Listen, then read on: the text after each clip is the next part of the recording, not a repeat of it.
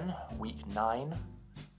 We are really in the home stretch now. I'm 3/4 of the way through it. Wow. It hasn't been a hugely productive week.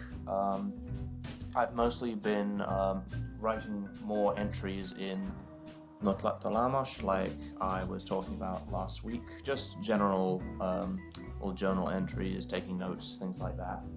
I really do like this method of learning, and I would probably do it again if I were going to learn another extinct language, or not even just a language that Google Translate wasn't available for, because it's just so much easier translating or finding a dictionary that goes from English to Nahuatl than Nahuatl to English. The downside is, of course, that with this method I'm liable to subconsciously borrow structures and phrases from English into the stuff that I'm writing, and without a fluent tutor, which are in fairly short supply for classical Nahuatl, then there's no way I can really proofread or correct my work. So there's no guarantee that it'll be like a perfect representation of what Nahuatl is supposed to be structured as. So I look at these writings primarily as just a method of increasing my vocabulary, because as I've said, I just feel like the vocabulary sticks in my mind easier if I can use it, if I actively, if I look it up in the dictionary and I actually commit it to paper. If it's in some sort of context that I'm making for it, then it seems to stick in my mind more. Now, obviously, I can't rely solely on this method. I'm going to have to combine it with more input-based approaches, lots of reading, so that I can. It's a sort of two-pronged approach, I guess, because I need to take in. I have to have enough exposure to the structures of Nahuatl itself, in combination with trying to learn these words through this new method, and hopefully it'll come together well. Obviously, it's going to take a long time before this stuff sinks in, and I knew that when I started this 12-week period. I did say my goal with this was never to become fluent, because that's basically impossible within the time constraints that I have. But this wasn't about that. It was just about starting me down that road, just so I could expose myself to it, increase my activity levels in it, become acquainted with the grammatical structures, etc.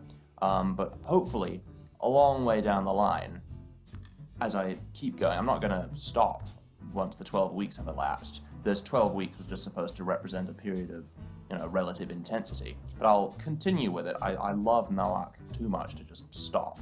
I'm just going to keep going at a more leisurely pace, I would think, and hopefully down the line we can get somewhere.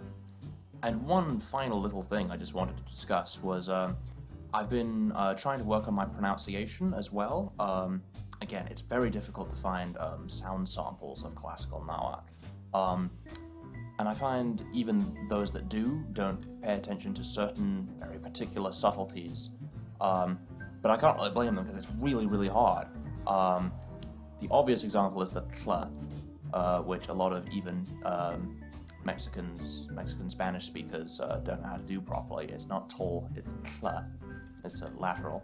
But I think that's relatively easy compared to the other stuff, like the qu, which, if it's word initial or, between two vowels, then it's no problem. It's just like qu. But the tricky thing is that sometimes it can come at the end of a word. So the classic example is the word for lord, which is tequitli, and without the absolutive suffix, if I were to say my lord, it would be no tequ. And I still don't even know if I'm pronouncing that properly, because the qu has to come at the end of the word. Tequ, tequ, tequ. You have to round your lips while you say the K at the same time. It's crazy.